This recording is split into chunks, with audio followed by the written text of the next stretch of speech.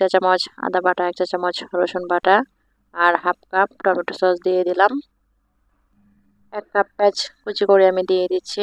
আর সেই সাথে দিয়ে দিচ্ছি তেজপাতা, এলাচ, দারুচিনি এবং লবঙ্গ। এখন আমি দিয়ে দেব স্বাদ মতো লবণ আর দিয়ে দিব 1 চা চামচ সয়া সস।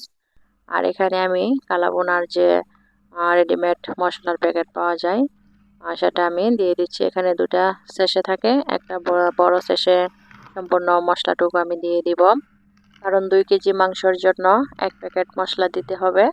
আর আমার এখানে 2 কেজির মতো মাংস হবে, তো সম্পূর্ণ প্যাকেটটা আমি দিয়ে দিচ্ছি। আর সেই সাথে দিয়ে দিচ্ছি 1 কাপ পরিমাণ সরিষার তেল। কালাভুনায় চেষ্টা করবেন সরিষার তেল দিয়ে রান্নাটা করতে। আর সব কিছু আমি একসাথে ভালোভাবে মিক্সড করে নিচ্ছি। এখানে আমি হাড় চর্বি সহ মাংস নিয়েছি, কারণ কালাভুনায় শুধু সারি মাংস হলে হবে না, হাড় চর্বি দিলে খেতে কিন্তু ভালোই লাগবে।